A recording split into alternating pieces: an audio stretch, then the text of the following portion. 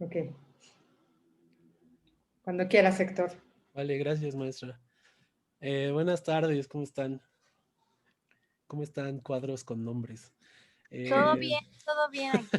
Muy chévere. Bueno, fallando el internet, pero ahí vamos. a todos, ¿no? Es común en estas épocas.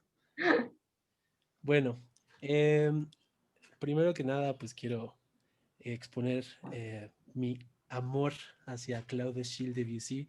Yo creo que es de lo que más así me acercó a la música y le tengo un cariño muy especial. Pues vamos a comenzar con la pequeña exposición que les preparé. Em, Quiero que hagamos un ejercicio de imaginación, ¿no? Voy a comenzar y déjenme picarle acá, a ver si se digna a funcionar esta cosa. Ya, perfecto. Vale, todos hemos hecho el divertido ejercicio de imaginar un color. Ejercicio que suele terminar en risas entre amigos y una que otra vez en una pequeña crisis existencial que desaparece de manera casi inmediata. Y es que el ser humano tiene dos clases de células fotorreceptoras, los conos y los bastones. Los conos se encargan de los colores, mientras que los bastones se ocupan de la visión en condiciones de baja luminosidad. Ahora, imaginemos que podemos habitar los ojos de un estomatópodo o crustáceo de mar, cuyos ojos poseen 12 fotorreceptores. Imaginemos lo amplio que se vuelve el espectro de luz. Imaginemos los atauriques o adornos que habían permanecido ocultos bajo la ausencia de la capacidad de poder distinguirlos. Adornos inherentes a la existencia. Podemos concluir que dicho suceso resimbolizaría la estructura de la vida humana hasta ese momento, y que no faltaría el ciego que nos llamaría locos o farsantes, cuando lo único que hacemos es percibir lo que existía ya en la naturaleza. La música consiste en colores y en tiempo ritmado. Claude Debussy. Quiero abrir de esta manera porque para mí Debussy simboliza eso. Fue este pequeño camarón de mar dentro de los compositores que pudo abrirnos y expandir nuestras sonoridades de una manera muy, muy natural, ¿no? Claude Debussy nace en Saint-Germain un 22 de agosto de 1862 y fue el mayor de 5 hermanos. Su padre fue Manuel Achille Debussy y su madre fue Victorine Debussy. Eh, por cuestiones económicas, ellos se fueron a París, de ahí de Saint-Germain, se mudaron a París y primero vivieron con la madre de Victorine y después ya tuvieron su propio apartamento, ¿no?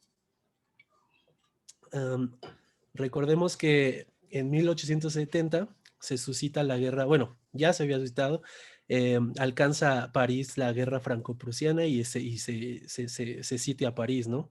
Entonces la madre de Debussy junto con su hermana y con un hijo en vientre se van a Cannes.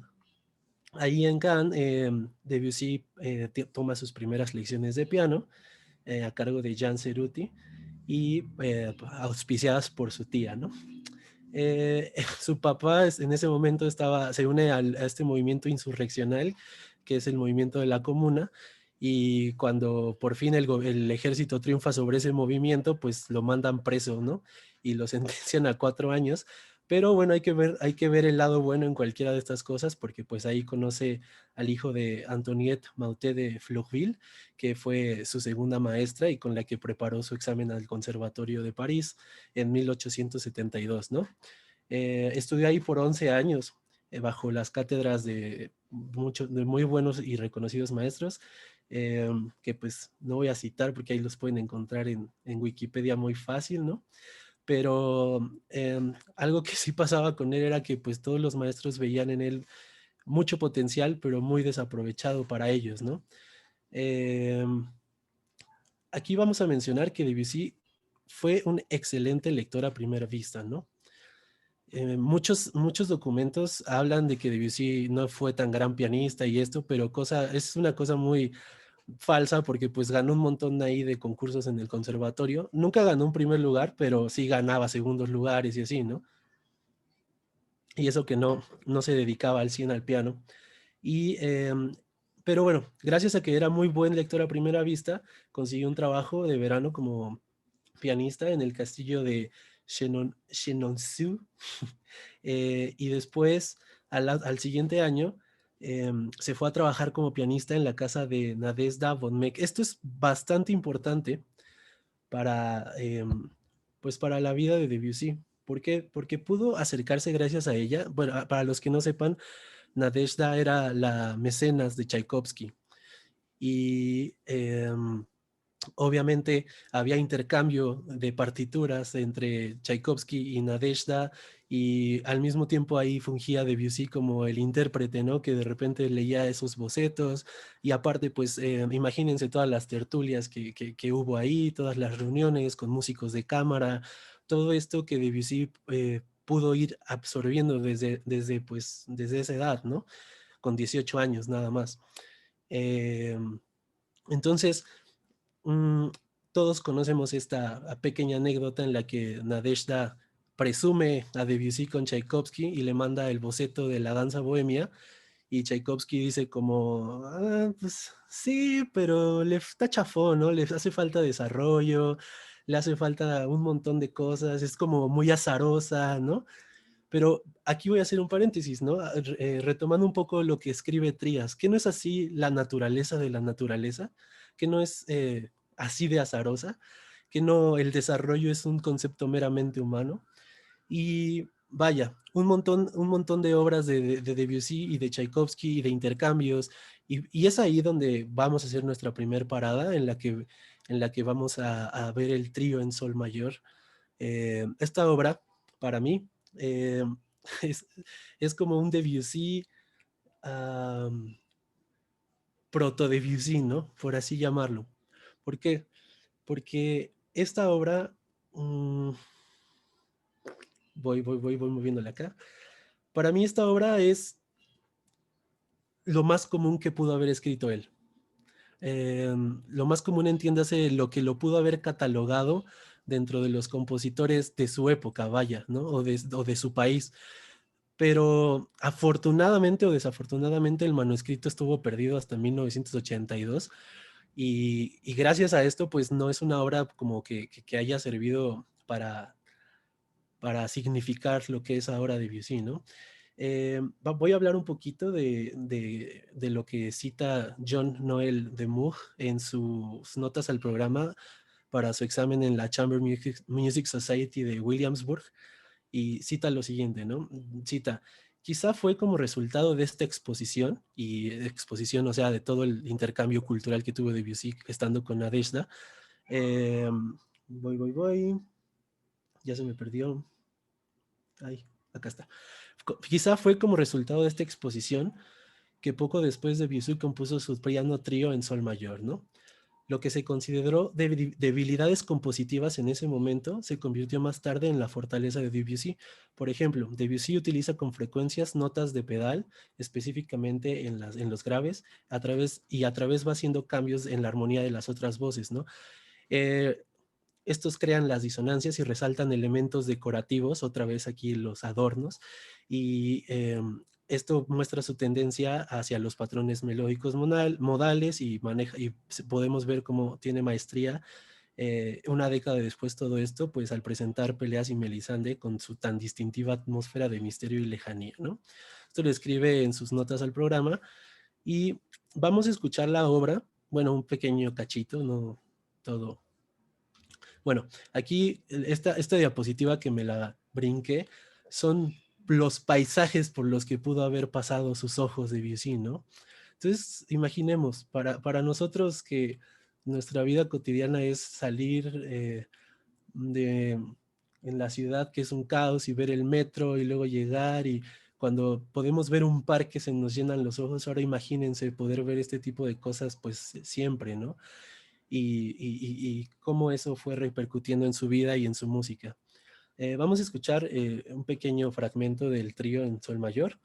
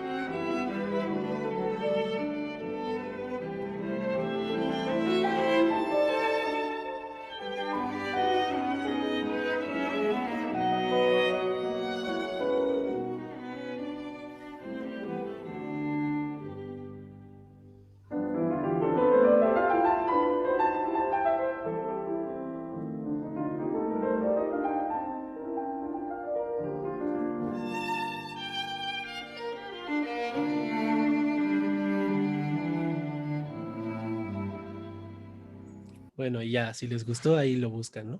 Em, quiero, me gustaría escuchar a alguien de ustedes que me voy a dejar de compartir tantito para que nos hablen un poquito lo que escucharon, ¿no? O sea, fue este Debussy como súper atascado de cosas así que está en la mag, fue este Debussy como súper mini pequeñito que está en sus preludios, o qué sintieron. De los que están aquí con la cámara, me gustaría escuchar a quien quiera participar. Sin duda es más como el segundo, ligero, delgado.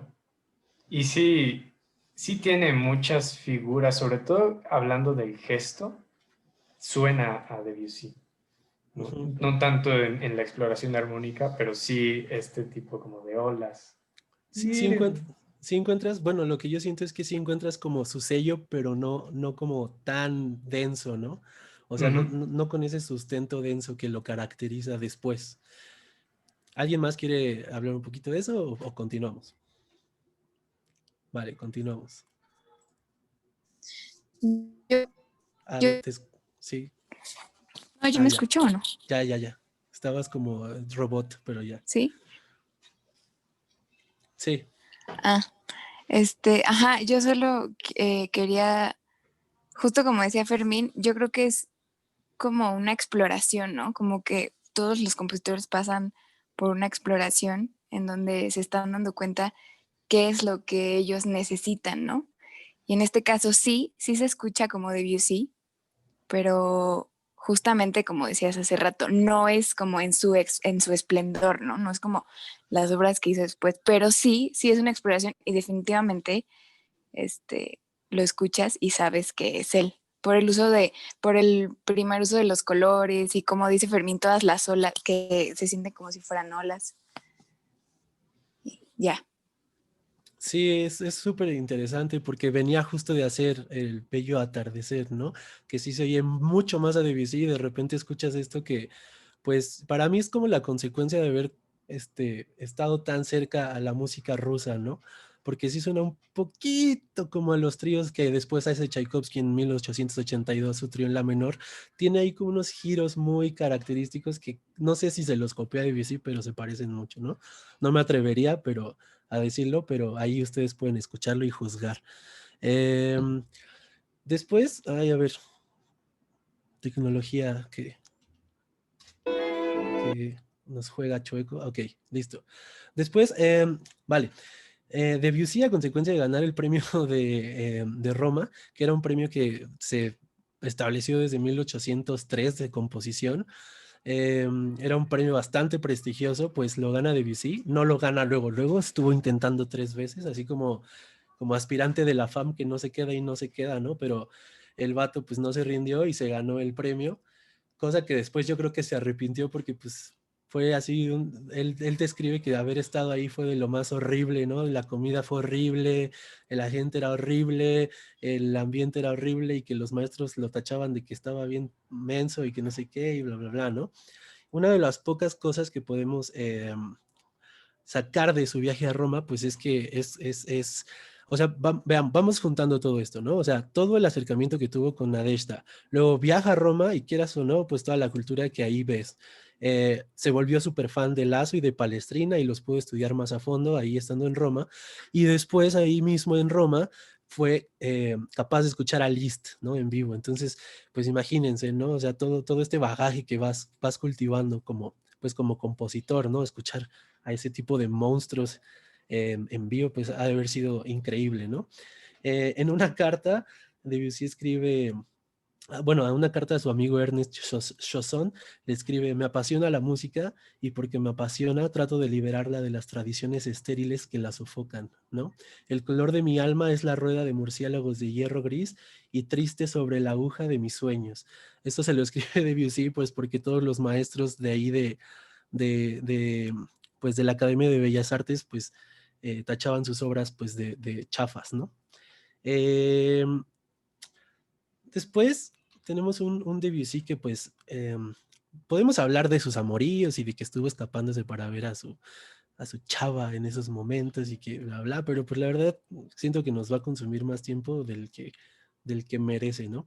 Regresando a París, Debussy escucha el primer acto de Tristán e Isolda de Wagner y para él así lo consideró lo mejor que había escuchado hasta ese momento, ¿no? O sea, le cambia la vida y a consecuencia de esto viaja en el 88, en el 89 a Beirut, o no sé cómo se diga, ahí, bueno, viaja a los festivales a escuchar pues las óperas de Wagner, ¿no? Posteriormente, bueno, más adelante, comentaría que solo lo había confundido, o sea, había confundido una hermosa puesta de sol con un amanecer, ¿no? Pero sin duda alguna la cercanía al pantonalismo de Wagner y a todos estos cambios pues bitonales y de estructuras armónicas súper densas, pues empezó a influenciarlo, ¿no? O sea, imagínense el Debussy que se está gestando en este momento. Algo que me gusta mucho de Debussy es que es un ser que fue cambiando, ¿no? No es estos compositores que desde el principio ya fueron lo más grande, ¿no? Es un compositor que que se nota el trabajo, que se nota cómo fue adquiriendo vivencias y cómo fue cultivándose, ¿no? Eh, en el 89 llega la Exposición Universal de París, que es ahí un punto bastante clave. Todos conocemos creo que este punto porque es de lo que más se habla, que es este acercamiento que tiene con las orquestas de gamelán, con estos instrumentos tradicionales orientales, con todo el arte oriental, con se habla, ¿no? De que la ola de Kanagawa, que es esta olita y lo super trauma, ¿no? Y se vuelve como mm, algo que también empieza a adquirir en su música y pues obviamente lo refleja en esta obra de Pagodes, ¿no? Eh, en ese mismo año asiste a 2 conciertos de Korsakov. Entonces, otra vez veamos para atrás, ver a Liszt, escuchar, o sea, no escuchar a Tchaikovsky, pero poder leer su obra así de manuscritos, ¿no? Toda la obra porque aparte Nadezhda se sabe que también era mecenas de otras personas, ¿no? Entonces, imagínense leer todo eso y ahora escuchar así a Korsakov y escuchar la orquestación en vivo dirigida por el mismo compositor, ha de haber sido así tremendo, ¿no? Entonces, eh, eh, bueno, eh, para lo que sigue, pues creo que lo vamos a ubicar bastante rápido con esta pequeña pintura. Olga Sánchez, que es una PhD de la Universidad de Chicago, escribe una introducción en uno de sus artículos muy, muy linda, que se las voy a leer, ¿no? Ella comienza diciendo: ¿cuándo comienza el siglo XX como periodo historiográfico, ¿no? Un historiador podría responder que en la Primera Guerra Mundial, un psicólogo probablemente tomaría como referencia el psicoanálisis freudiano, mientras que un físico consideraría que con la publicación de la teoría de la relatividad, ¿no? Por Einstein. Pero ¿qué dicen nuestros musicólogos? Algunas obras son claves en la definición de lo que llamamos música del siglo XX, la consagración de la primavera de Stravinsky, el Opus 33 de Schoenberg, etcétera, ¿no?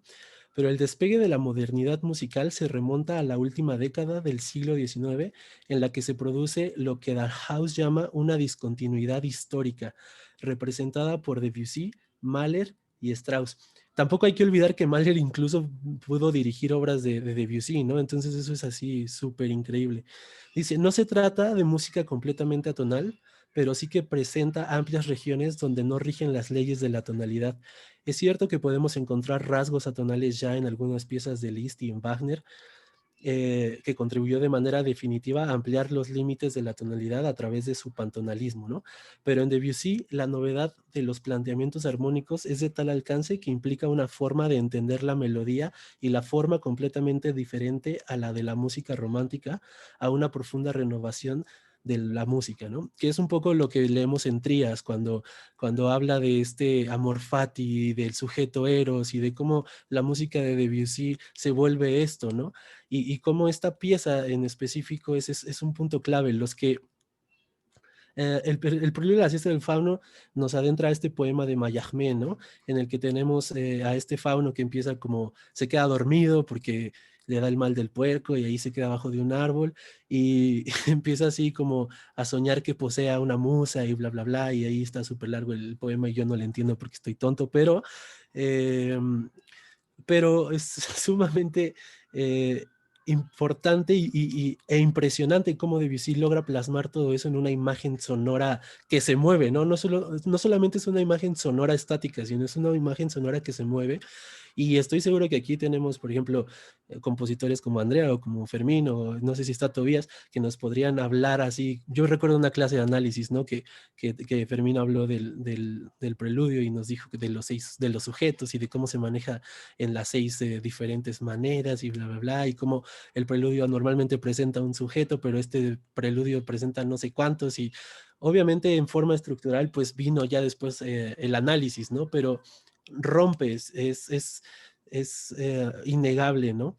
Esta obra después, bueno, fue estrenada el 22 de diciembre del 94 y en la Société Nationale de Musique, no sé hablar croissant, perdón, y en 1912, este Václav Nijinsky lo lleva al ballet con el patrocinio de Sergei Diaghilev, bueno, eso, ¿no?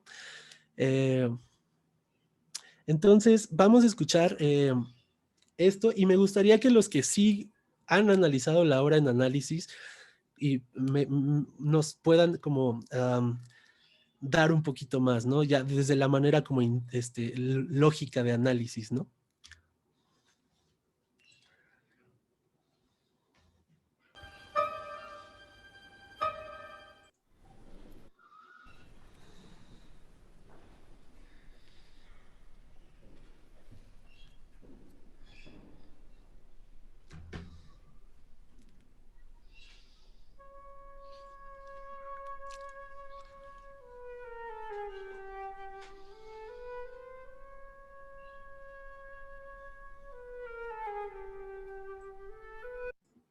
Ay,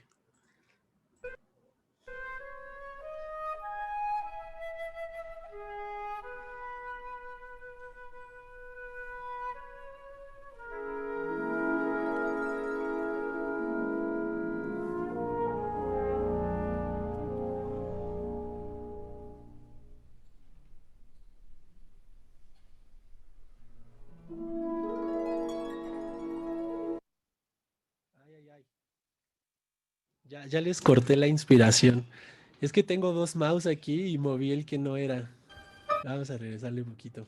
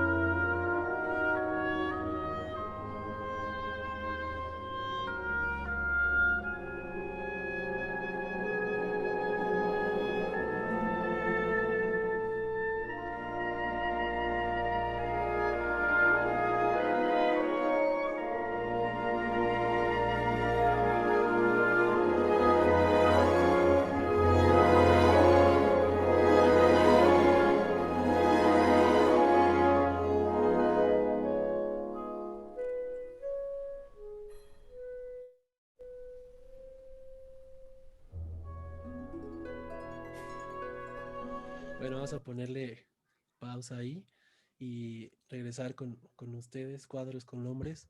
¿Qué escucharon? O bueno, me gustaría, por ejemplo, ya seas tú, Fermín, que nos compartas un poquito lo que platicamos en la clase de Francisco esa vez, ¿te acuerdas? Eh, Sí, sí.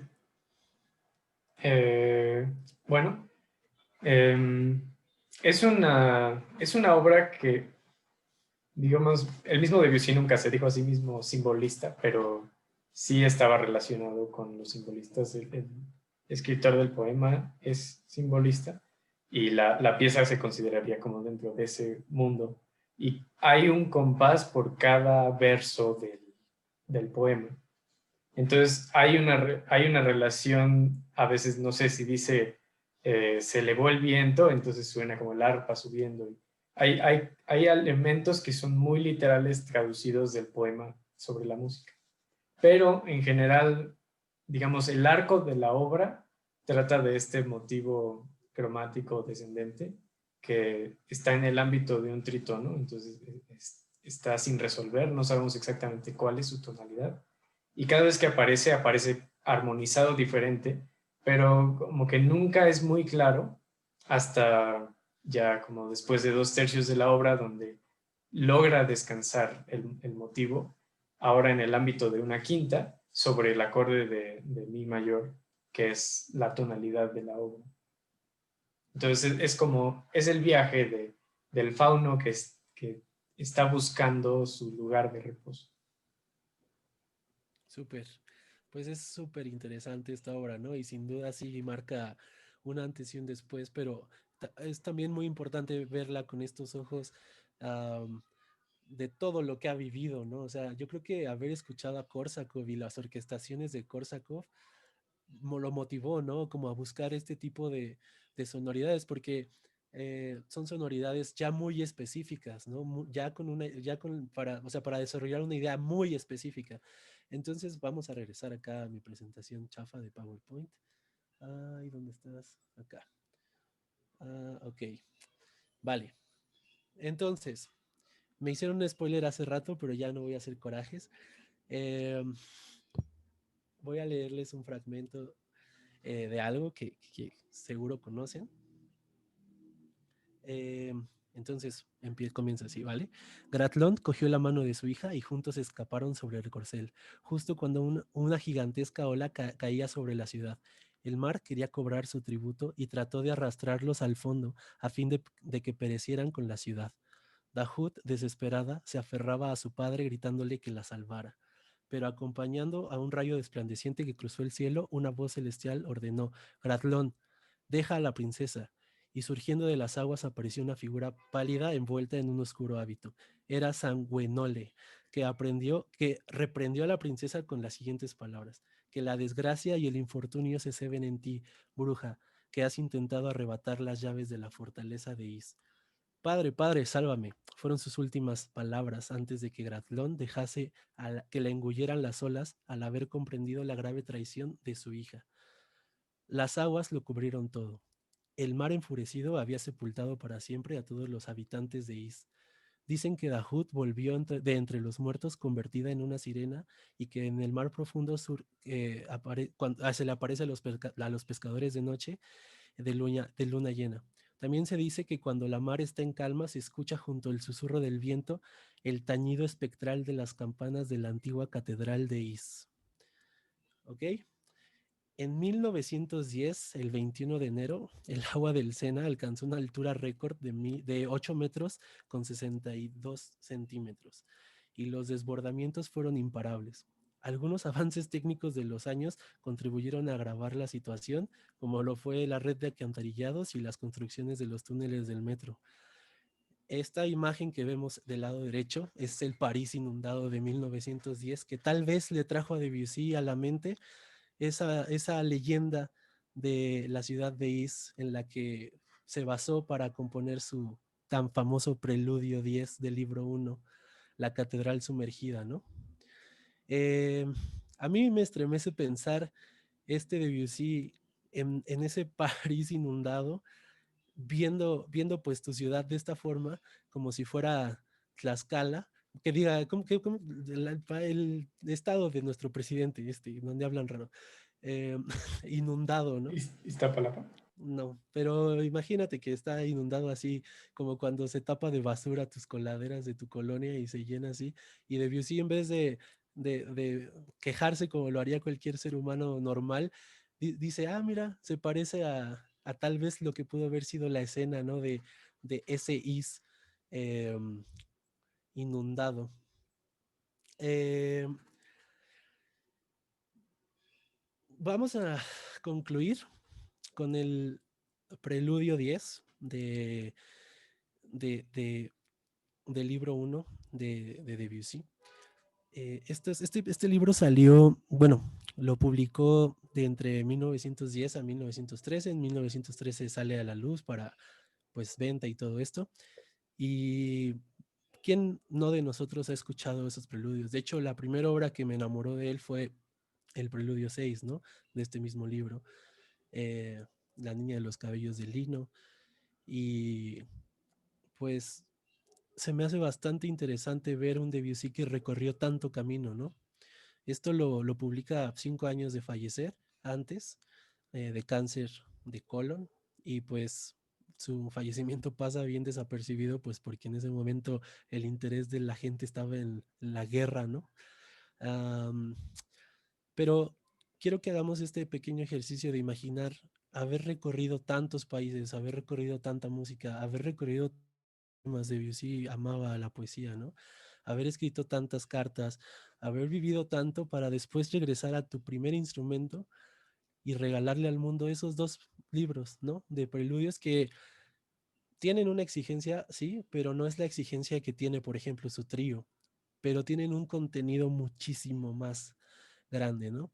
Eh, con, con- con lo de Eros, no me quedaba muy claro lo que quería decir Trías, ¿no? O sea, al comparar ese sujeto, yo decía, ok, sí, pero ¿por qué, no? Y entonces recurrí a mi diccionario de Pierre Grimal y dije, a ver, vamos a leer a Eros, ¿no? Y me sorprendió bastante, ¿no? Porque tiene una descripción como súper abraxática, así, de lo que en realidad es este Eros, ¿no? Dice, Eros es el dios del amor. Su personalidad muy variada ha evolucionado grandemente desde la era arcaica hasta la época alejandrina y romana. En las teogonías más antiguas, Eros es considerado como un dios nacido a la par que la tierra y salido directamente del caos primitivo. Eros nace del huevo original, el huevo engendrado por la noche, cuyas dos mitades al separarse forman la tierra y su cobertura, el cielo, ¿no? Y luego tiene ahí un montón de pasajes y luego dice, según Diótima, que es ahí escrito por Sócrates, ¿no? Dice, Eros es un genio, intermediario entre los dioses y los hombres, ¿no? Creo que Debussy fungió en ese sentido y su música igual. Entonces vamos a cerrar con este pequeño preludio. Creo que sí podemos aventárnoslo todo. Y pues qué mejor que en las manos de su tocayo Arrau, ¿no? Eh, entonces, esta la spoilearon ahí en el grupo, pero no importa, se las perdono.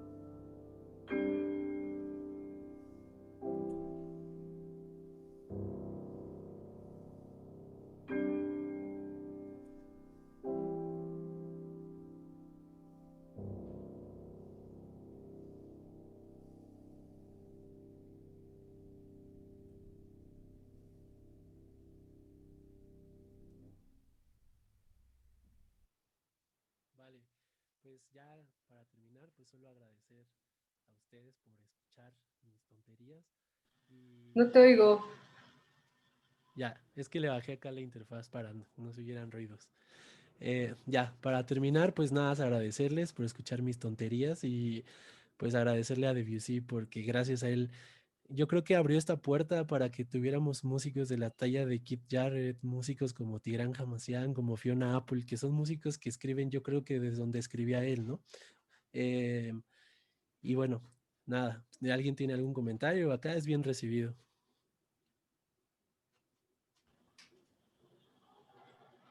Comentarios.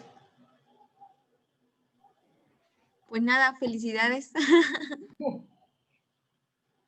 ¿Tú qué tocas? ¿En qué estás? Yo toco guitarra, pero yo empecé con el piano a los 8 años, entonces tengo como alma de pianista así en... Muy bien. Así aplauso. Y así no tienen nada, pues aplauso, ¿no? Muy bien. Bueno, vamos a poco.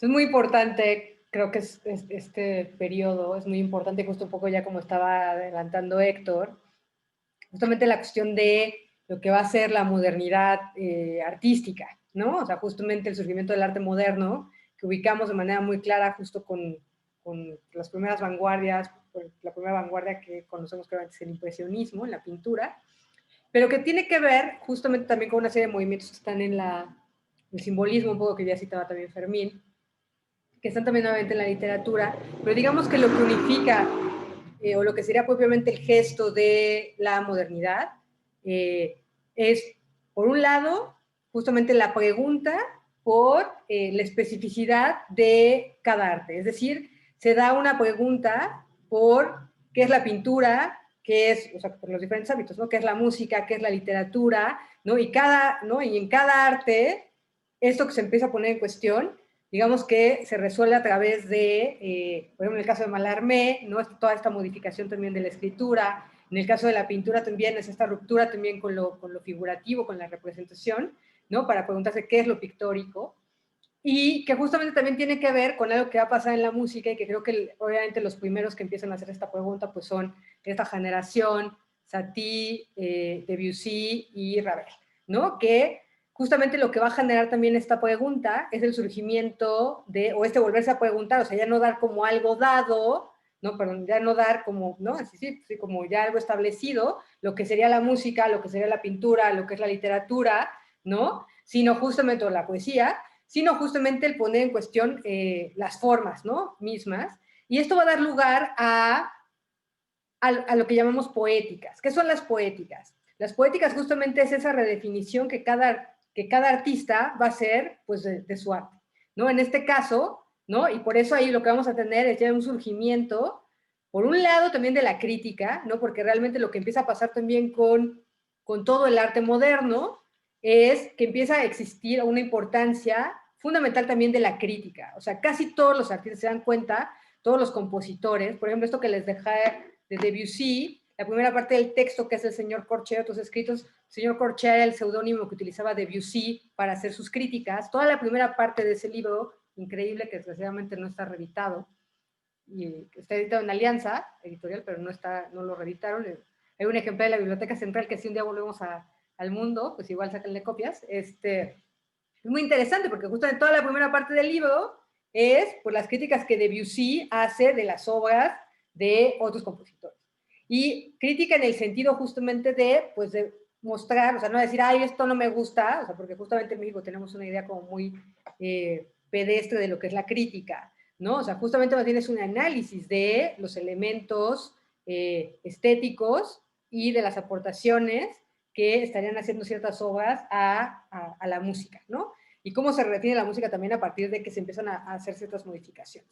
Y la segunda parte, bueno, ya vieron, un poco también es mucho lo que es justamente una forma de la poética, decir qué es lo que yo Debussy entiendo por la música y justamente lo que sustenta, ¿no? El que me componga yo de cierta manera, ¿no? en ese sentido, aquí hay una cosa que es muy importante en estos dos lados, ¿no? Por un lado, la cuestión de la crítica que supone el conocimiento, el análisis de, ¿no?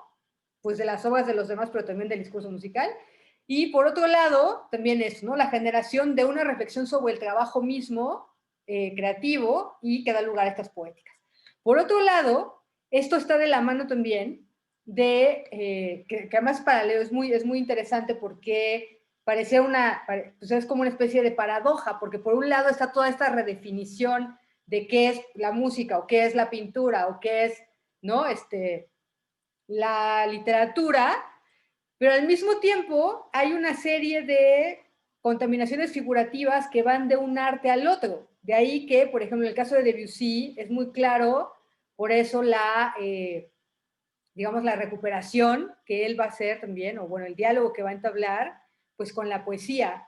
Por eso se ajusta un poco lo que ya estaban diciendo, ¿no? La poesía de Mallarmé, de Valéry también, porque son contemporáneos, ¿no? O sea, como que, pero el punto acá es cómo esas sensaciones, que un poco también, yo creo que mucho de la figura que, digo, hay cosas interesantes, no es que no me guste el texto de Trías, hay cosas interesantes, pero justamente cuando se refiere a lo erótico, creo que más bien de lo que tenemos que hablar en la música de Debussy es que es una música de sensación, ¿no? Porque un poco a lo que va, así como decíamos la sesión pasada, ¿no? Que les adelantaba un poco, que, pues bueno, también, o sea, como se le pone entre el simbolismo y entre el impresionismo pictórico, ¿no? Entre el simbolismo poético y el impresionismo pictórico. El impresionismo pictórico, o sea, digamos que tienen un rasgo común de Debussy y el impresionismo, que tiene que ver justamente con, habíamos dicho, o varios rasgos comunes, uno, con el salir justamente fuera del estudio y más bien ir a, ¿no? A, pues, escuchar los sonidos de la naturaleza, que como habrán leído, pues él mismo lo dice, ir a escuchar otra vez el mundo y justamente eso, ¿no? Hacerlo sonoro, ¿no? De aquí que tengamos justamente en Debussy, pero aquí un poco la diferencia es esta, que Debussy está tratando de captar, así como los impresionistas lo hacen a través de la luz, es decir, el color, ¿no? En términos de la pintura, él lo está haciendo en términos de lo sonoro. Entonces, lo que tenemos que decir, creo, es que es el primero que, o sea, en Debussy tenemos la primera forma, una primera forma del paisaje sonoro. Aunque él no le llame así, pero un poco sí hay, ¿no? O sea, lo que él está haciendo es eso, ¿no? Pero además, o sea, esto tiene que ver, cuando digo que es más bien a lo que se refiere Trías con lo erótico, es más bien a la sensación, porque al mismo tiempo, lo que genera este paisaje sonoro es una primera forma de música atmosférica. Es decir, una inmersión en ese estado, ¿no? En esa sensación, en ese tiempo también, ¿no? Que se genera a través de la música. Creo que ahí hay un juego interesante porque Trías insiste mucho entre este carácter atmosférico, ¿no? Pero en términos justamente de la naturaleza, ¿no? De cómo captar justamente la sensación del atardecer, reproducirla a partir de la música, ¿no? Pero más bien creo que tiene que ver con generar esta atmósfera en términos sonoros, que lo que va a hacer es justamente modificar también nuestra percepción a partir de que genera, igual que aquí hay una cosa que es interesante también, que tenemos que pensarlo más bien así como los impresionistas lo que están haciendo es responder a la fotografía, es decir, un poco captar, ¿no? La fotografía lo que hace es captar un instante, ¿no? Y un poco lo que va a hacer la pintura impresionista es también, o sea, captar el instante, pero en términos, otra vez decíamos, de la luz, que justamente por eso es el color, ¿no? Porque el color no es más que la reflexión de la luz. Y en el caso de la música sería eso mismo, o sea, ese instante, pero como una forma de tiempo suspendido. Es como si de repente lo que hace Debussy, también por eso no tenemos ya, creo, ustedes son músicos, yo no, o sea, ya ese desarrollo, sino pareciera que, ¿no? Estamos en un instante que está suspendido, que no quiere decir que no esté moviendo, ¿no? Pero que hay un tiempo suspendido, flotante, que justamente tiene que ver con con esta atmósfera de la que estoy tratando de hablar, ¿no? Bueno, ahí está una mano ahí de Emiliano. Hola, sí. Bueno, quería hacer ahorita un comentario cuando mencionó lo de digamos que no hay como que boundary, este límite entre un arte y el otro. Uh-huh. Y hablar un poco con respecto a lo último que dijo mi compañero Héctor del preludio, que de hecho, bueno, fui yo el que lo spoileó. Y bueno, un dato curioso para los que quieran analizar Debussy alguna vez. A ver, déjenme prender mi cámara. Bueno, si pueden conseguir este libro que está en la biblioteca de la FAM cuando regresemos. Es de este compositor, este escritor, Robert. No me lo robé, saqué el libro la semana que empezó la cuarentena. Bueno, aquí menciona, aquí hay un dibujo en la sección de este preludio de distintos tipos de arcos que había en las iglesias que se crearon, bueno, que fueron construidas más o menos al mismo tiempo que surgió esta leyenda de la Catedral de If. Y ahora, lo interesante, algo muy interesante es que además de que esta pieza, no sé si lo alcanzan a ver, empieza en canto de organum, que es lo que se hacía precisamente en estos ciclos. Uno empieza en organa a pesar de que es, digamos, ya del siglo XX. Y si se fijan en en la segunda página, así digamos como que a grandes rasgos, si siguen la línea melódica del bajo, si siguen este trazo, es el mismo que uno de los tipos de arcos de estas mismas catedrales. Y el final, que que pareciera un bajo Alberti, pero no lo es, porque, un bajo Alberti, digamos, si lo ven así, X, solo son notas. Digo, no X, porque esto es Beethoven. Pero si se ven aquí, este bajo Alberti de Debussy se tomó la molestia de hacerlo de manera que incluso gráficamente representara una catedral. Entonces, no solo es una leyenda, no solo es un mito que se pasó a literatura, que luego él escribió música, sino que él también lo hizo gráficamente no voy a decir una pintura, pero que hizo su representación gráfica. Entonces se me hace increíble. Análisis de Debussy, compañeros. Sí. Bueno, justo en esa misma línea, hay un par de libros que son imprescindibles justamente para el estudio de Debussy, que son justamente el libro de Barrac, ¿no? Barrac, que es también como, pues esta generación igual de Samuel Claude y Charles y demás, ¿no? Que es un libro muy bonito, que se llama pues, Debussy, nada más. Y hay uno que es una maravilla, que yo creo que es para mí, yo creo, no sé cómo es lo mejor que he leído sobre Debussy, que justamente es un libro de Yankelevich, que está en la biblioteca de la escuela, por lo menos que está en francés, que es Debussy y Le Mystère, que es de Yankelevich. Y es una maravilla.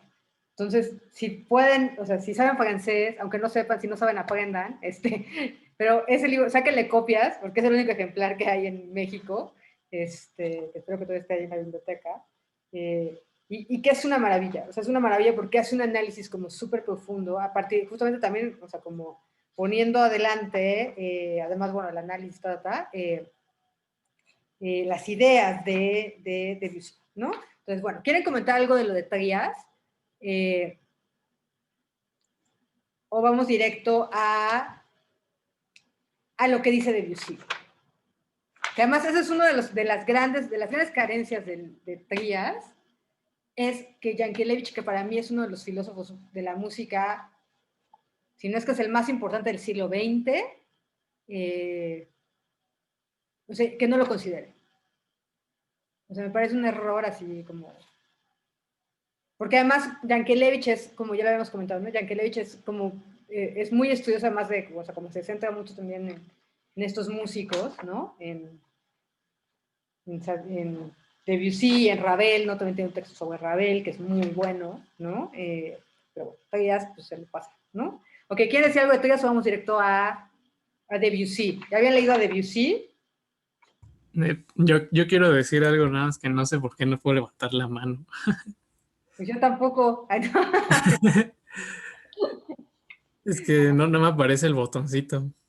¿Por qué? No sé. Se me hace bien raro. No. Actualiza, a lo mejor es porque no tienes actualizado el Zoom. Ah, a Los lo ocurre. mejor. Bueno, ¿puedo decir algo? Uy. Pues a mí se me hizo como muy interesante la analogía que hace Trias del arabesco. Arabesco. Arabesco.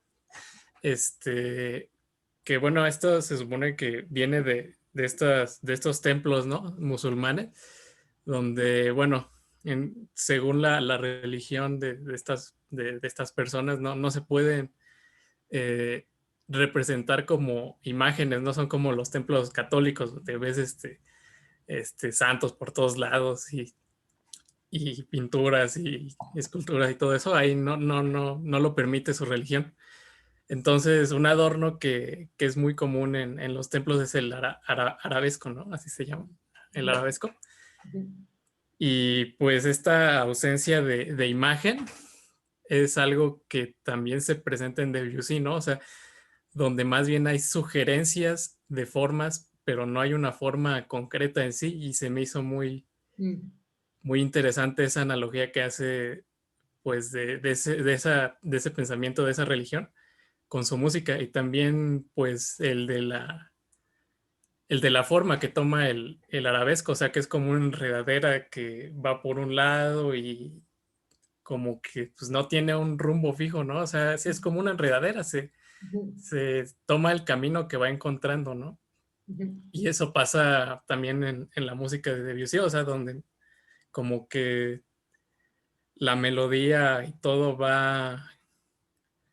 como que va encontrando su propio camino, ¿no? Como que no está siendo forzado por la forma que quiere tener o no sé. Y pues ya. Sí. Sí, no, y el arabesco al mismo tiempo, y a la vez el arabesco justamente más bien es una forma que surge de la naturaleza. Podemos, si le echan un ojo a, o que lo que está replicando es justamente eso, ¿no? Cómo crecen, ¿no? El mismo movimiento de la naturaleza. En Schelling, en la filosofía del arte, cuando habla de la arquitectura, habla justamente del arabesco, que es interesante ahí porque se puede hacer como la conexión justo.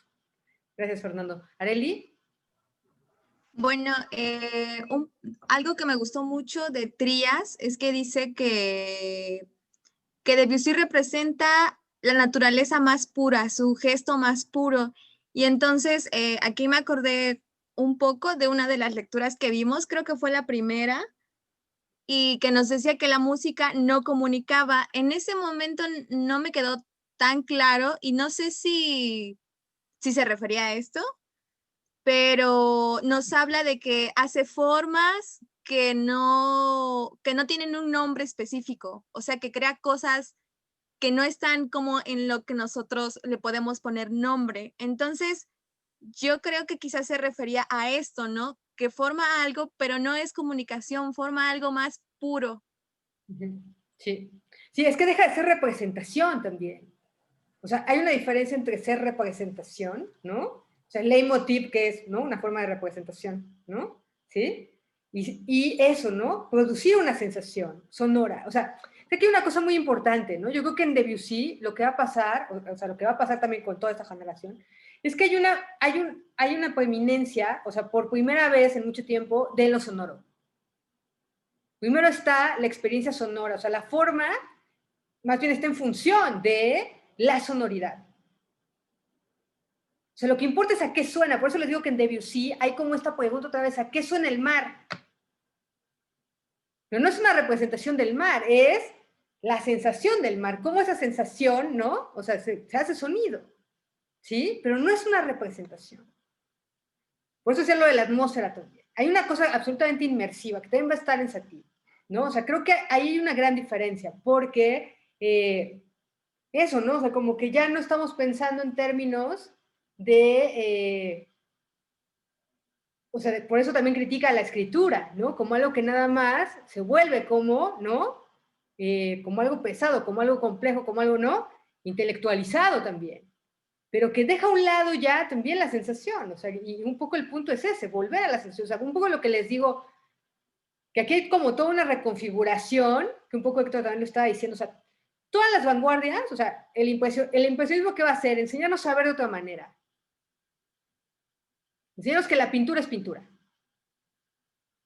O sea, no tiene que ser, ¿no? El paisaje, ¿no? O sea, el paisaje no es, lo que por ahí pusiste un cuadro impresionista, o sea, como que no tiene que ser, o sea, como figurativo, representación quiere decir que es tal cual. ¿Sí? Pero eso, cuando surge y un poco acá lo que habrá que entender también es que un poco cuando surge la fotografía, o sea, gracias a la fotografía tenemos vanguardias, porque cuando surge la fotografía, de repente tienes algo, ¿no? Tienes un instrumento mecánico que justamente reproduce o representa el mundo de una manera, digamos, más fiel, ¿no? Y entonces ahí es donde la pintura dice, pues entonces yo que soy pintura, ¿sí? Y entonces, y todos los demás igual, ¿no?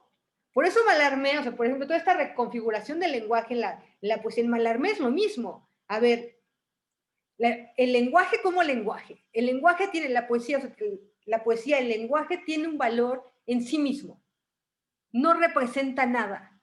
En ese sentido, la poesía tampoco comunica, ¿sí? La poesía no comunica, ¿no? La pintura no comunica, ¿no? Y la música tampoco. Y entonces aquí lo que hay es como toda una reconfiguración también de la sensación. Por eso, o sea, ni en la música, ni en la pintura, o sea, como justamente hay toda una sensibilidad que está acostumbrada al realismo, a la figuración, a la representación, de repente esta música, esta pintura, pues va a ser algo que, pues, ¿qué es esto? ¿Sí? Y un poco, pero otra vez, es este volver, o sea, cuando digo además reconfiguración, tiene que ver con, pues eso, volver a encontrar eso, ¿no? A encontrar cómo el mundo, ¿no? Pues nos impresiona, o sea, ahí sí, cómo nos impresiona y cómo genera estas sensaciones y cómo hacerlas, otra vez, cómo pasarlas a una forma de arte. Pero sabiendo que eso es pintura, sabiendo que eso es música y que no busca copiar lo que está ahí, sino más bien pensarlo musicalmente, pensar el mar musicalmente, pensar el mar pictóricamente. ¿Sí? Ok, Fermín y luego Esteban. Gracias, Arely. Sí, solo iba a comentar que la misma conclusión a la que llegó Arely, yo la pensé desde el inicio, justamente con la idea de que todo menos la ornamentación es valioso. La puedo leer para ser más preciso. Sí, es que me encuentro, ¿verdad? Bueno, pero sí, porque, claro. Afirmar que todo lo que no es ornamento es falsedad. Justamente porque, ¿qué es lo que no es ornamento? Lo que no es ornamento es algo que está hecho con una función específica en mente. Está hecho para comunicar, está hecho para para resguardarte. O sea, es la arquitectura sin la belleza y pues la música no puede existir sin el ornamento. Entonces, justamente es todo lo que no está tratando de representar algo en particular, sino que es por la voluntad de ser. Uh-huh. Uh-huh. Es una suerte de abstracción, ¿no? Es como, pero no abstracción en el sentido de, así como como, ¿cómo decirlo? Como metafísico, ¿no? Abstracción en el sentido, o sea, de intelectualidad, sino más bien cómo llegas a una sensación pura. ¿Sí? Uh-huh. O sea, ese es un poco, creo, el punto. ¿Cómo llegamos a esta sensación pura de el mar, de la nieve, de el mediodía, ¿no? Así, ¿no? La siesta, ¿no? ¿Sí? Pero ¿cómo llegamos a esa sensación sin que sea esta cosa? Porque tenemos que pensar también, es que aquí, por decirlo también en términos como que igual, digo, para mí puede ser más fácil, hago esta desdramatización también de la música. ¿Sí? Porque no tiene que ver otra vez, no tiene que ver con los afectos, no tiene que ver con, ¿no? Con sentimientos, no tiene que ver con, ¿no? O sea, con una cosa que está muy en Wagner, sino otra vez con esa sensación como pura, que es un puro percepto, ¿sí? Es decir, una percepción anterior a que la perciba alguien, ¿sí? Ajá. Gracias, Fermín. Está Esteban y luego Héctor. Bueno, me dejó pensando esto de la sensación pura. iba a decir otra cosa, pero yo podría decir que ¿Estás nada más el micro? podría una sensación. ¿Está entendido? ¿No se oye? Ya, mejor. Ah, ok, yo diría que ninguna sensación podría ser pura, que, o sea, por ejemplo, en el momento que él quiso poner la mar ahí, para que imaginemos el mar, pues es como si quisiéramos imaginar, le pones a alguien a que imagine el color verde y hay 1000 tonos de verde. Entonces, para mí podría decir como pretexto que ninguna va a ser pura. Y también quería comentar, ahorita Emiliano nos mostró la partitura de la Catedral Sumergida y se me hace, dijo Héctor, que su música al principio, creo que era el divertimento en sol mayor, creo que era un divertimento, está hermoso, por cierto, pero no es el mismo Debussy que vemos al final o que encontramos en esta ópera de peleas. Melisande. Eso, maestro. ¿Melisande? Ok. Bueno, en esta ópera no es el mismo Debussy que podríamos haber encontrado en ese divertimento, que por cierto esa ópera me recuerda mucho a Daphnis y Chloe, que tiene como el mismo contexto donde no existen tanto los live motifs, pero sí es como más un entorno musical.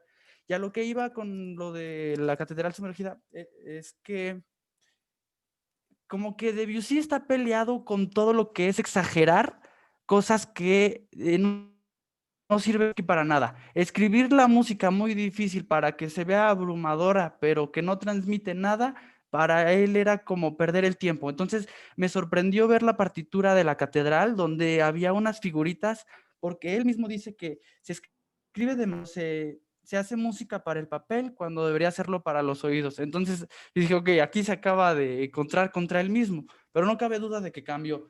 Además de que también dice que en la lectura que si hay un músico que está enamorado de la simplicidad es él. Y algo es que a él le gustaba mucho la orquesta que en estos casos utilizaba Beethoven, digo Mozart, que porque con Mozart obviamente todavía no existían la mitad de los metales, ni las maderas, ni el clarinete, más que el oboe y el corno.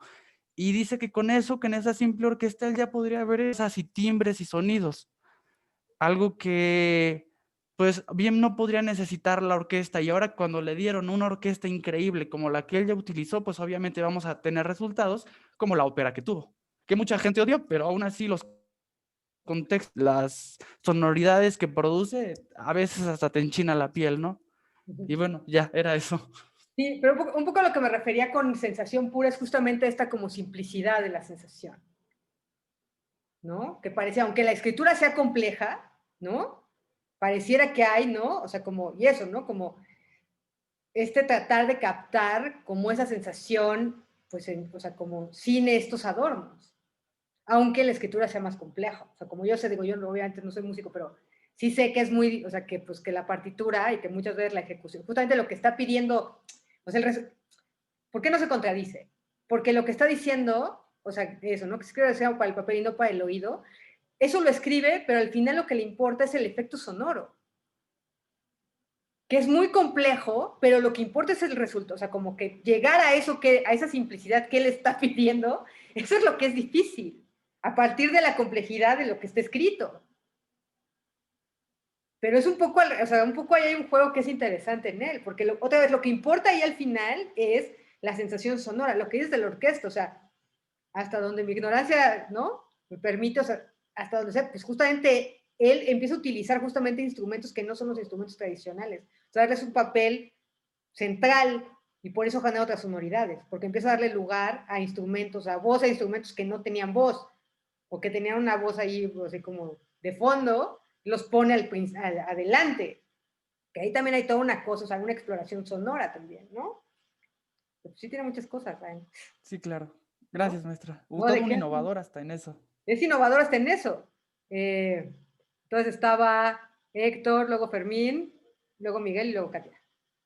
Un poquito para contestarle a Esteban, en las partituras originales, de hecho, Debussy no pone los títulos hasta el final de la obra, justo para eso, para no, como que estés ¿Ser influenciado? predispuesto. Exacto, o sea, porque en realidad creo que, como explicó la maestra, existe la música del mar para Debussy de cierta forma, y siempre que escuchas a Debussy y quieres representar el agua, la escuchas igual, ¿no? Cosa bien chistosa porque ahora mencionaron que no hay como leitmotivs dentro de Debussy. Yo creo que sí los hay, O sea, simplemente lo que platicaba Fermín, ¿no? La flauta funciona como un leitmotiv en el preludio, en estos 3 nocturnos, en el de nubes, empiezas con el leitmotiv del Dies Irae, que está ahí como medio manipulado y luego lo armoniza para que ni parezca, ¿no? Y para mí, yo creo que Debussy es un barroco. Es un barroco en el sentido de que agarra todo lo que es de la naturaleza y como lo percibe en la naturaleza, lo plasma él en su música. Y eso es, o sea, el adorno en él es la consecuencia, Sí. no la búsqueda, porque, por ejemplo, nosotros escuchamos las primeras obras de Debussy y la voz impera, casi, o sea, 27 canciones que le hizo a su morra de ese tiempo, ¿no? Y, o sea, creo que para Debussy, la misma obra con la que gana el premio de Roma, que es el Hijo Pródigo, ¿no? Em, es una cantata de un acto, entonces creo que la voz siempre fue en este primer Debussy es bastante importante porque creo que es un Debussy que se acerca a lo natural y creo Ujú. que la voz humana es lo más natural que existió para él en ese momento y después trató como de convertir eso a la orquesta, ¿no? Y creo que lo logra hasta el preludio y en el mar y ya después con las estampas Mm. pero pero sí, o sea, yo creo que estoy muy de acuerdo con la maestra y con Trías, que simplemente es la música escrita por la misma música, ¿no? O sea, y que Debussy simplemente funge como así el transductor de lo que le decían, ¿no? Mm. Sí, sí. Sí, gracias, Héctor.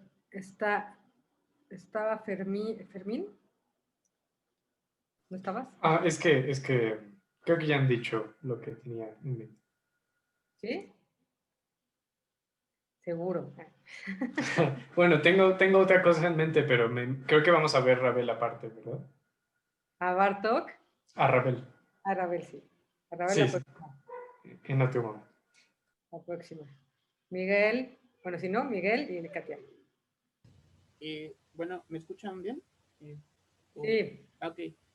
Bueno, y yo creo en efecto que la escritura de Debussy es muy compleja, no significa, bueno, respondiendo un poco a Esteban, sí es algo simple, o sea, lo que es algo natural como tal, es apuro lo que queremos causar ese efecto, pero en efecto la escritura es muy compleja porque el efecto sonoro, bueno, yo soy pianista, realmente sí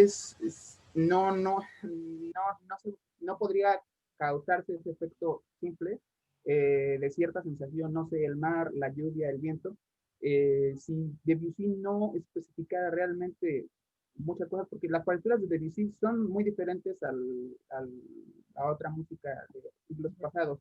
Entonces, también eso no lo hemos tomado en cuenta, que pues en efecto, lo que importa es el efecto sonoro, ¿no? Como dice usted, maestra. La escritura, pues en efecto, va a ser, a veces sí, pues, para cierta sensación, tú la escuchas de una manera y cuando ves la partitura que enseñan el ramadán de notas, pues es otra cosa, ¿no?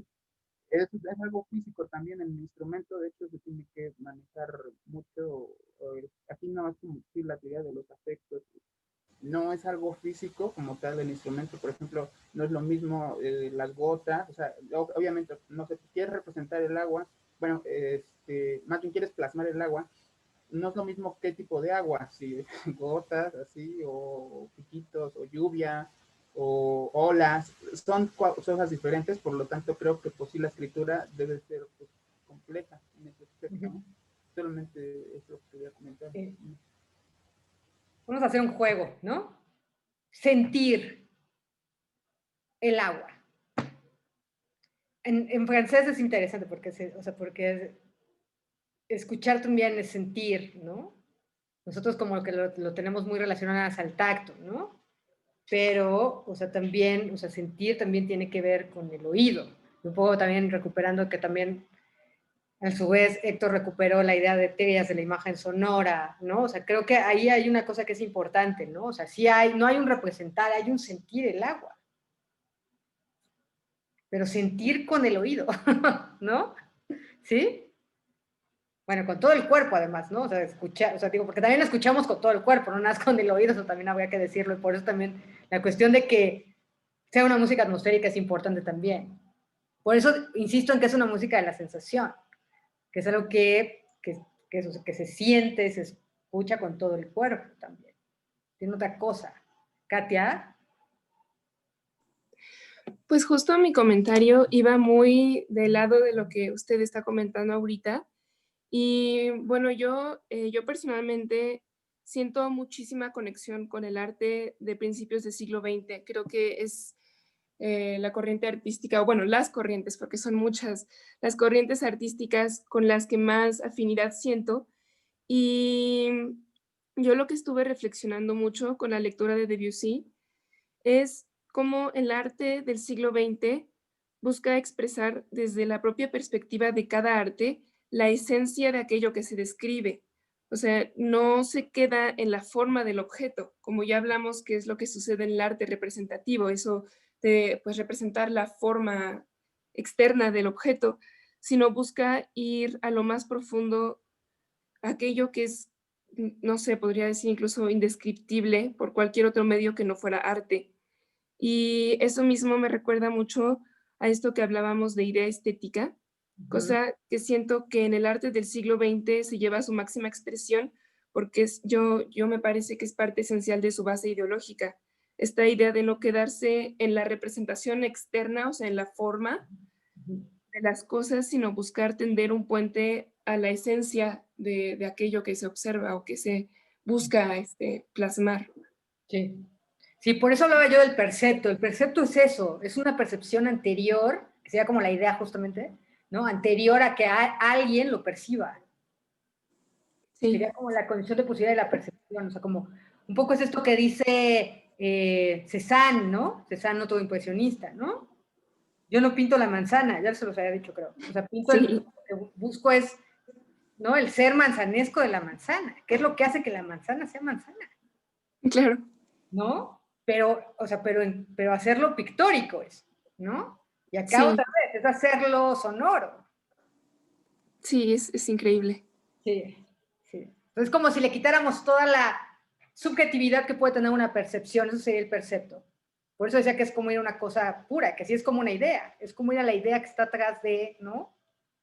Pero que al mismo tiempo esa idea, ¿no? Como decías, o ese percepto, es insensible, es decir, no se puede sentir, necesita un medio, ese medio es el arte.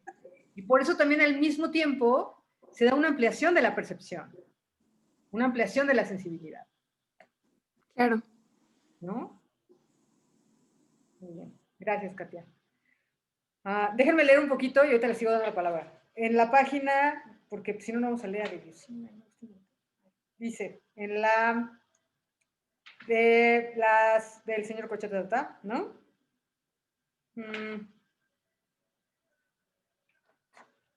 Dice,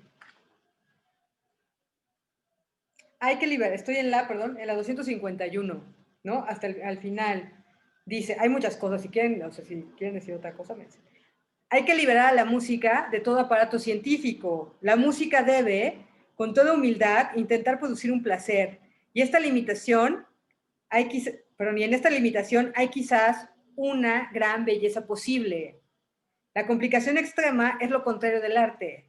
Es necesario que la belleza sea sensible, que nos procure un goce inmediato, que se imponga o se insinúe en nosotros sin que tengamos que hacer ningún esfuerzo para aprenderla. Fíjense en Leonardo da Vinci, fíjense en Mozart. Ahí tiene a dos grandes artistas. Otra vez, la sensación. Por ejemplo, Debussy sería un enemigo, por ejemplo, de toda esta cosa que decíamos, ¿no? Así que justamente todo este arte, entre comillas, ¿no? Que ya justamente no produce esta sensación, ¿no? Que es como por intelectualización. Nancy y luego Isaías.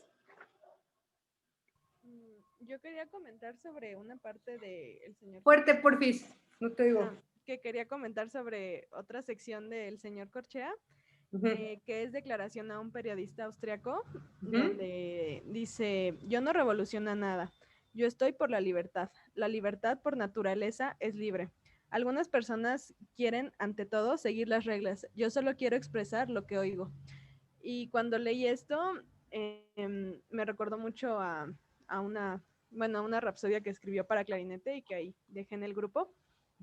Y pues me parece muy interesante que haya escogido hacer una rapsodia, porque pues esta no tiene ninguna forma o contenido concreto, sino que son diferentes temas unidos de manera libre. Esta pieza de hecho la compuso para un concurso y dijo que ningún intérprete la había podido tocar bien. Y pues sí, yo creo que en su tiempo pues no era tan comprendido, bien comprendido lo que quería expresar, y posteriormente hizo un arreglo de esta misma rapsodia para orquesta, y pues igual como ya comentaban de ¿cómo se llama? El preludio a una siesta de un fauno, pues igual explora muchos elementos de la orquesta, y pues igual crea, aunque es la misma pieza, la diferencia entre piano y orquesta es una sensación totalmente diferente. Y ya. Sí, sí. No, además es interesante porque esa parte, o sea, también, por ejemplo, también a Stravinsky cuando le dicen que la consagración es revolucionaria, él también va a decir que no. Que justo él no está, o sea, como que no está buscando revolucionar así, sino que justamente pues es algo que va, yo diría que más bien va al origen, o sea, más que hacer como una cosa revolucionaria, o sea, como tienen una cosa ahí interesante ahí entre los dos. Isaías. Sí, hola. Bueno, estaba recordando un poco sobre lo que menciona de lo puro y lo natural, que es como lo que comentaba sobre una manzana es una manzana por lo manzanesco que es la manzana. Cuando recordaba un poco sobre un movimiento en la antigua Grecia, creo que, corríjame si estoy mal, pero creo que eran los cínicos o algo así, que eran los que, para ellos creo yo, que volver a lo puro y lo natural era volver a ser animales. Creo, me parece que era eso. La vida sencilla. Que era como que súper extraño, que iban en la calle desnudos y... Bueno, no desnudos tampoco desnudos. Pero... Bueno, el caso es que... Vivían en la calle. Ajá, o sea, era como que volver a lo animal, algo así. Recuerdo que una vez... No, a lo natural. O sea, como a la vida sencilla, a la vida natural. Son los primeros, tenemos que decir, son los primeros anarquistas, porque también tienen que ver con toda una cosa del autogobierno, ¿no? Son los primeros hippies también. Tienen toda esta relación con la naturaleza, rompen con la esclavitud. De hecho, o sea, son los primeros que dicen, no, todos podemos pensar. Son los primeros feministas también, o sea, porque justamente no había una distinción entre hombres y mujeres. O sea, había mujeres que eran cínicas, ¿no? Y hay un texto muy bonito que si les interesa, que ahí él lo dice muy bien. Y además son los primeros performers también, porque no escribían nada, en ese sentido son como muy socráticos, no escribieron nada, y toda su filosofía era como tenía que ver con la forma de vida, pero también con ciertos gestos que ponían en escena, en la polis, ¿no? Hay un libro muy bonito, creo que es el mejor libro de Michel Onfray, que se llama Sí mismos. Sí, y de hecho, bueno, los recordó un poco a ellos sobre volver a lo natural, pues relacionado con Debussy, sobre volver a lo natural y a lo puro, por lo mismo de volver a lo natural de lo humano y volver a lo natural de lo musical, claro. como Debussy hacía al mar el mar o el agua. Claro. Igual lo mismo pasa en Ravel con la música que él hace para agua, y es algo súper impresionante que se me hace, porque mucha de la música de Ravel es de agua y mucha de la música de Debussy es para mar o para el mar. Y es curioso porque el mar del agua pues están hechos de agua, claro, pero pues son medios de la naturaleza distintos en sí, ¿no? Y es como que pues padre, y a lo que me recordó también Debussy, parte de esto de volver a la natural. Claro, o sea, como otra vez, ¿qué es este gesto que les digo, que está también en los impresionistas, ¿no? O sea, ¿qué quiere decir salir del estudio, sino también es una crítica justamente a la modernidad, a la vida en la ciudad, ¿no? Justamente a toda la cuestión pues eso, ¿no? Al desarrollo científico-técnico, a la explotación de la naturaleza, o sea, como ya una serie de cosas, la industrialización, ¿no? O sea, todo esto, ¿no? O sea, como hay ya una velocidad también de la vida moderna, y de repente estos lo que hacen también es, a partir de su música, hacer una crítica a eso. Entonces, de repente salir, por eso les decía esta cosa del tiempo suspendido, que me parece que es muy importante, porque de repente ese tiempo suspendido es un tiempo que va contra el tiempo de la modernidad. Pero aquí hay que hacer como tener como bien claro esto. Una cosa es el arte moderno, que es y otra cosa es la modernidad. El arte moderno hace una crítica a la modernidad. Justamente en esta aceleración que ya se empieza a dar en la vida en las ciudades, en la época que ellos están escribiendo, ¿no? Entonces también, o sea, que tengamos esta música donde el tiempo se suspende, ¿no? También es una crítica a esta aceleración de la producción y del tiempo de la vida moderna, ¿no? O sea, hay como muchos rasgos ahí que son importantes y que tienen que ver, o sea, que esta vuelta a la naturaleza, o sea, también, o sea, quiere decir, ¿no? O sea, una crítica a la modernidad, pero también esta recuperación de la sensibilidad, ¿no?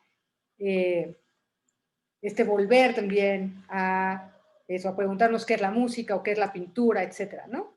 Volver a este origen, ¿no? Porque parece que ya en esta época, pues para ellos ya también, como lo que realmente es el arte, pues ya también ya es una cuestión meramente académica. Y también hay un gesto ahí de reacción frente a algo que pareciera ya solo un ejercicios mecánicos, ¿no? También cuando dice esta cosa de los concursos, como que parece carreras de caballos, ¿no?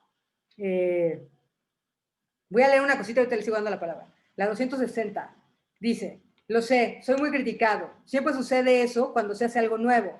Pero si yo he encontrado algo puede creerlo, una cantidad ínfima de lo que queda por hacer. Pues, y lo digo asustado, creo que la música ha estado basada hasta hoy sobre un principio falso. Se escribe demasiado, se hace música para el papel cuando debería hacerlo para los oídos. Se le da demasiada importancia a la escritura musical, a la fórmula y al oficio, que es un poco lo que acabo de decir. Se buscan las ideas en uno mismo cuando se deberían de buscar a nuestro alrededor. Es decir, hay sentadotes en su estudio, ¿no? Nada más escuchando sus audífonos, o sea, nunca van a tener una idea musical. Se combina, se construye, se imaginan temas que se imaginan temas que quieren expresar ideas. Se los desarrolla, se los modifica buscando otros temas que representan otras ideas. Se hace metafísica, y aquí Nietzsche, porque otra vez ya habíamos dicho que esto sí leyeron a Nietzsche, se hace metafísica porque todo eso ya es pura abstracción en el mal sentido. No está hablando de nada, pero no se hace música. Esta debe ser espontáneamente captada por el oído del oyente, sin que tenga necesidad de tratar de descubrir unas ideas abstractas en los meandros de un complicado desarrollo. No escuchamos en torno nuestro los mil ruidos de la naturaleza. Nos olvidamos demasiado de esa música tan variada que nos ofrece con abundancia. Nos envuelve y hemos vivido hasta ahora en medio de ella sin darnos cuenta. He ahí, en mi opinión, la nueva vía, aunque desde luego yo apenas la he entrevisto, pues lo que queda por hacer es inmenso, y el que lo haga será un gran hombre.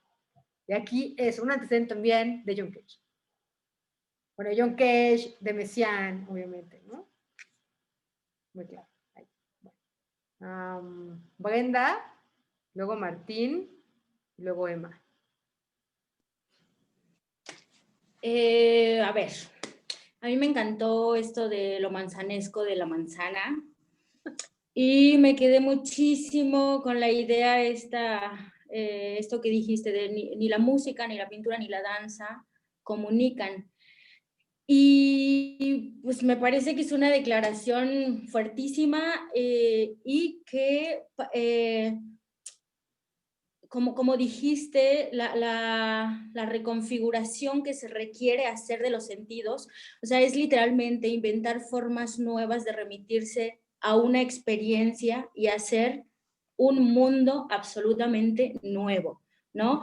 Y un poco en este sentido, a mí yo le doy cauce, ¿no?, a esta idea de la sensación pura, quitarse capas y capas de juicios anteriores para poder acceder a la sensación, a la experiencia. Y esto a mí me remite a, pues, devenir, el devenir agua, devenir aire, devenir, ¿sí? ¿No? Totalmente. Ajá, un poco ¿Es eso? Un poco eso. poco lo que hay en Debussy, cuando digo esta inmersión de las sensaciones, es ese devenir, el agua, la nieve, ¿no? O sea, sí es eso, es justamente eso. Y aquí, o sea, y a partir de esto, también, o sea, un poco lo que habría la música también a partir de que puede, o sea, cualquier forma de arte, a partir de que puede llegar a esta sensación pura, por decirlo de alguna manera, este percepto, ¿no? Es justamente generar otra cosmética, es decir, otro orden estético, ¿no? Que ya habíamos hablado también de ese concepto, ¿no? Generar otro orden estético. ¿Qué es lo que hay en Debussy? Por eso, esto que, y que si quieren también, después, eso es un rasgo, eso es lo que después va a ser también el estilo. A partir de que genere este orden estético, esta cosmética, es que pues por eso lo reconocemos cada que lo oímos. ¿Sí? Muy bien. Gracias, Brenda. Muy bien. Sí. Martín. ¿Sí me escucha bien? Sí. Bueno, voy a leer dos partes. La primera es de El martirio de San Sebastián y la otra es de la música extranjera y los compositores franceses. La primera parte, bueno, dice, ¿quién conocerá el secreto de la composición musical? El ruido del mar, la línea del horizonte, el viento en las hojas, el canto de un pájaro producen en nosotros múltiples impresiones. Y la segunda parte, eh, el éxito de una obra no se limita a su época, no se escribe música para ganar millones, hay que ver un poco más allá de la partitura.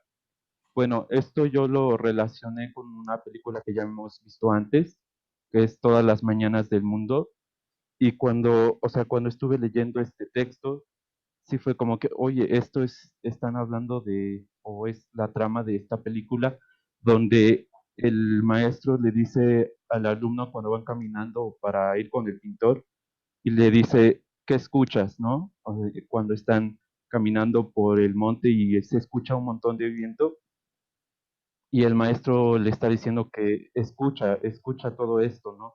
Y se me hace muy interesante porque el maestro lo que escucha todo lo plasma en sus obras y la verdad sí se me hizo muy interesante. Y otra cosa, eh, me puse a escuchar la música del Caballo de Turín y bueno, yo lo podría considerar que esta música es música atmosférica, ya que si usted se da cuenta, cuando está la música y el viento, a mí sinceramente yo ya estoy pensando en el viento, ya no es como que la música y el viento se vuelve una misma. Y eso es todo. Sí, sí, sí. Muy bien. Gracias. Martín. Emma.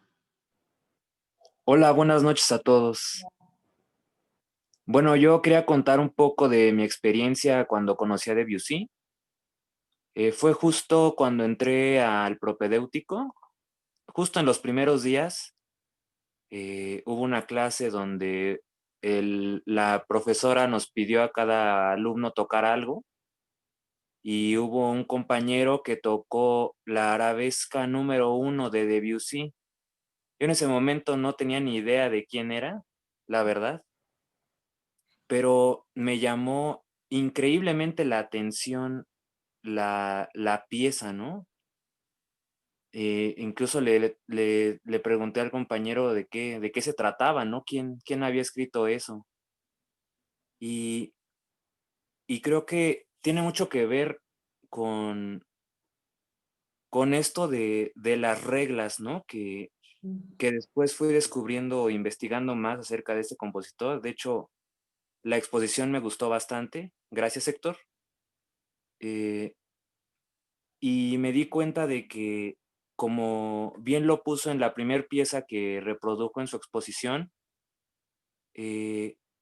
justamente concuerdo con los comentarios que no se sentía todavía el Debussy ya más experimentado, ya totalmente formado, pero aún así tenía su esencia, ¿no? Y creo que su esencia perdura en todas sus obras y simplemente con lo que fue aprendiendo, fue explorando esta misma esencia que ya él tenía desde un inicio, ¿no? Y creo que muchos a lo largo del camino de una escuela, una facultad, vamos perdiendo esta conexión que creo que es lo más puro, ¿no? Digo, por algo todos empezamos a estudiar música, ¿no? En mi caso, pues no fue precisamente por que me gustara mucho la música académica o a lo que le llaman clásica, pero creo que hay que aprender a conectar con esto, ¿no? Y se me vino un comentario que hizo un profesor en una clase que habló de Debussy acerca de que un alumno de Debussy le preguntó a Debussy, oiga, maestro, ¿cómo se pasa de un acorde tal a un acorde que no tiene nada que ver con la tonalidad, ¿no? Y Debussy le dijo, pues así, y nada más de un acorde a otro, ¿no? O sea, sin tanto show, ¿no? Sin tanto faramalle, ¿no? Al final creo que sí está bien aprender las reglas, pero no dejarse llevar al final por eso, ¿no? Sino conectar con lo que sea que conectes. Sí. Gracias, Emma. Justo en ese sentido, voy a leer la 284, lo que dice, voy a tomar lo que citó Martín, pero completo, que está increíble. Además, piensen que es Debussy escribiendo, que es increíble. ¿Quién conocerá el secreto de la composición musical? El ruido del mar, la línea del horizonte, el viento en las hojas, el canto de un pájaro, producen en nosotros múltiples impresiones. Y de repente, sin quererlo conscientemente, uno de esos recuerdos sale fuera de nosotros y se expresa en lenguaje musical. Lleva en sí mismo su armonía. Por más esfuerzos que se hagan, no se puede encontrar ya nada más justo ni más sincero. Solo así es como un corazón destinado a la música realiza los más bellos descubrimientos. Si no les dan ganas de llorar, es que no tiene corazón. Por eso, y esto es muy nietzscheano igual, ¿no? Por eso, voy un parrafito, por eso quiero escribir mi sueño musical con el más completo desprendimiento de mí mismo.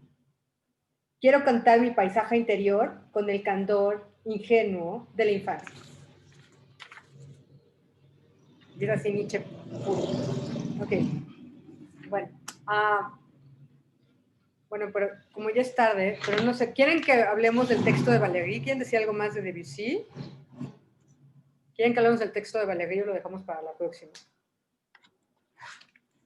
¿Sí? ¿La próxima? Ok, de las pelis, ¿alguien vio algo? Creo que se me olvida. Esteban, tú siempre las ves. Esto estuvo entretenido, oiga. No creí que se fuera a suicidar. O sea, al final dije, bueno, ya todo el mundo le avisó, alguien tiene que caerle el 20, todo el mundo se despidió, ¿cómo puede ser posible? Y no, se disparó. Estuvo como que al final yo ya no quería que lo hiciera, pero en un fondo, al principio y toda la peli dije, ay, bueno, que lo haga, que al cabo que el tipo está loco, quiere atención, no sé. Y no, nada que ver, está interesante, como que siento que es la crisis más extrintón, ¿no?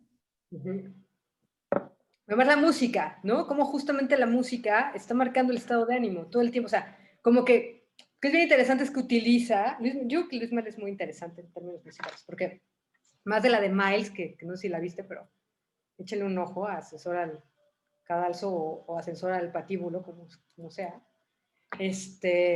Pero en esta es muy interesante, bueno, en las dos, pero aquí me parece muy interesante justo como el estado de ánimo, o sea, como que nunca sabemos qué es lo que él siente. Y la música nos dice qué es lo que él siente, ¿no? Ajá. Justamente quisiera comentar, siento que en ese tiempo nadie decía sus sentimientos, ¿no? Todo el mundo es bien seco y dice lo que es, o sea, sus amigos eran así como, a ver, cállate, ¿qué quieren? Pero nunca nadie dice nada, son bien secotes, no sé si Europa, sé que en Europa la gente es más así, pero la peli de por sí es muy... Si no fuera por la música, justamente, no sabríamos que deberíamos... Sí, no, pues es así como todo el aburrimiento, todo hasta, ¿no? Hasta, pues que el hastío que siente está en la música, o sea, es muy interesante, o sea, cómo lo hace Luis Mel, ¿no? Bueno, entonces la próxima, vemos el textito de Valéry. Hay un archivo ahí también en el grupo de Ravel, necesito que alguien exponga a Ravel. Y vemos la parte de Satie que está en el archivo de Debussy. Y estoy dejando mucha tarea. Yo quiero exponer Ravel, maestra, ¿se puede? Yo puedo exponer Ravel también. Mejor elija usted. ¿Quién dijo? Yo, Isaías. Yo, Miguel. Miguel e Isaías, ¿no? Isaías y tú a Rabel. ¿Tú eres fan de Rabel, Miguel? Sí, mucho. Ay, sí, ¿no?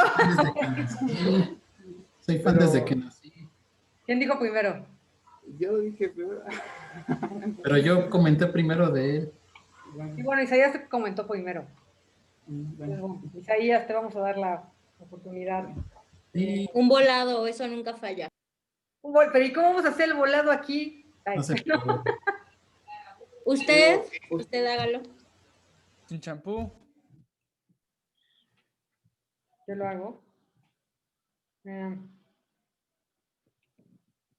Bueno, no sé si hacerlo yo. No, pues no me da cosa. Ay.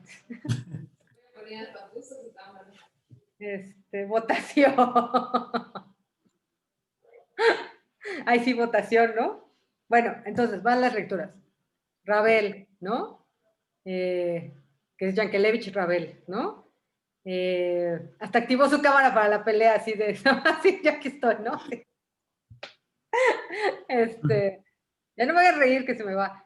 Lo de Satie que está en el archivo de Debussy, lo de Balaguer y la conquista de la ubicuidad, y de la obra de arte en la época de su reproductibilidad técnica de Walter Benjamin, 1, 2, 3, 4, hasta la tesis 4, son chiquitos, son como fragmentitos. ¿Sí? ¿La obra de arte en qué, maestra? Disculpe. En la época de su reproductibilidad técnica de Walter Benjamin. Todos lo subo, porque creo que ese no está. ¿Sí? Y bueno, hasta la tesis 5, ¿no? Que vean que no estoy manchada. ¿No? Digo, para avanzar. Y de pelis, pues bueno, igual esta que vio Esteban, que no la vieron. Y también hay alguien que utiliza, que me parece un cineasta contemporáneo, que utiliza también la música de Satie bastante bien, que es Gaspar Noé. Nada más que esa sí no la vean en familia, porque sí está, ya, pues ya me dijiste que les avise, ¿no? Esteban, ¿no? Se llama Amor, de Gaspar Noé. Gaspar Noé es el de Irreversible, no sé si lo conocen. Amor, de Gaspar Noé. Y justo esta cosa de la repetición, ¿no? O sea, justamente como esto es interesante, o sea, cómo utiliza la música de la repetición. Bueno, entonces, bueno, ya ganó Isaías, ya, no, sí, ya no me voy de aquí hasta que no. Bueno, bueno, voy a pasar lista. Erika. Aquí, presente. Tobías. Aquí estoy, maestra. Patricia.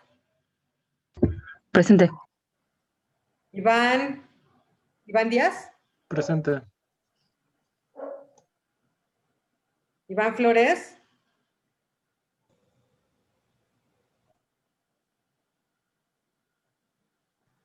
García Héctor, es el que expuso, ¿no? Sí, acá estoy. Muy bien, gracias. Diana Patricia.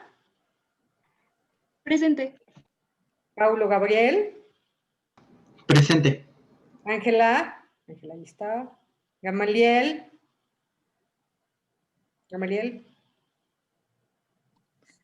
Y Daniel. Presente.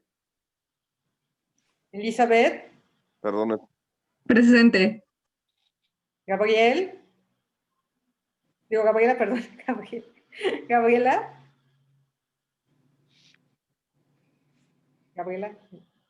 Luz. Luz no es Luz. Valeria. Perdón, tenía desactivado mi micrófono. Soy Gamaliel.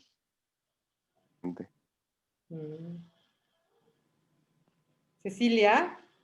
Amable Cecilia. Lisette. Roberto Carlos.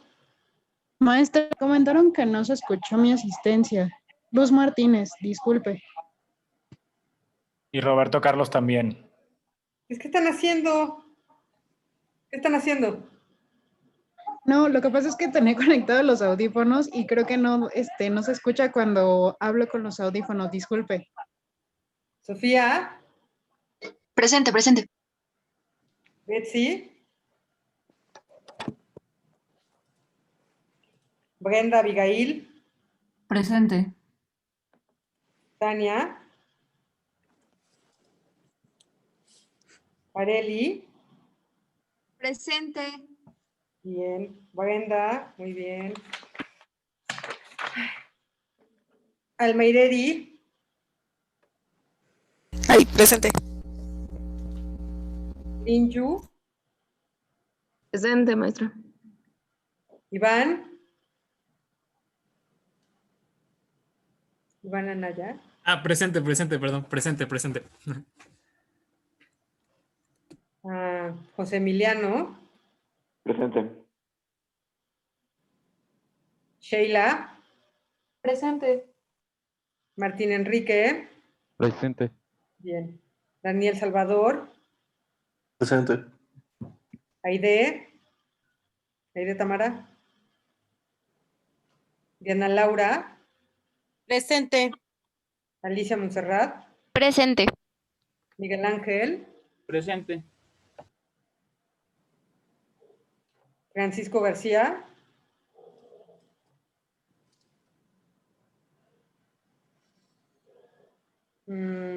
Nancy. Presente. Bien. Esteban.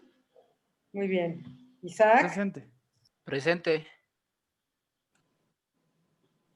Marinelli. Presente.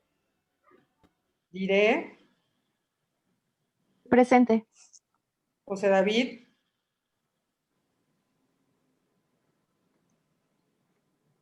Fermín. Muy bien. Presente. Natalia. Presente. Jesús. Rosalba. Me comentó Jesús que su Presente, micrófono no maestra. sirve, pero lo puso en el chat. Sí. Rosalba, presente, maestra. Sí. Igual Betsy, maestra, creo que tampoco le sirve su Betsy, micrófono. ¿qué es? Betsy Vázquez, ahí lo puso en el grupo, en el chat.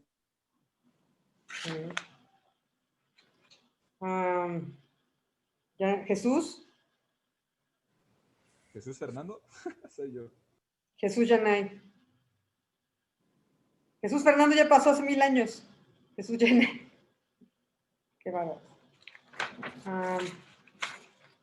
Andrea Saraí. Presente. Presente. Mariana. Presente. Yuriria. Presente. Isaías, bien. Presente. Katia, muy bien, como siempre. Emanuel, muy bien, como siempre. Bueno, ya le habíamos dicho fecha de trabajo. Bueno, hay unos que no van a hacer trabajo, que justamente por participaciones los voy a exentar, les digo la próxima. Y los que expusieron también, no tienen que hacer trabajo. Pero los demás sí. Entonces, ¿para qué se pongan a hacerlo de una vez? ¿Sí? Pregunta, maestra, ¿hay límite de periodo para la música en que hemos de utilizar o puede ser lo que queramos? No hay límite. ¡Yay! Gracias. Pero eso sí, límite así de piezas, sí, pues unas 5, ¿no? De 3 a 5, ¿no? Lo que me interesa mucho es la idea, como que esté bien construida, ¿no? ¿Sí? La curaduría. Ajá. ¿Sofía? Sí, gracias.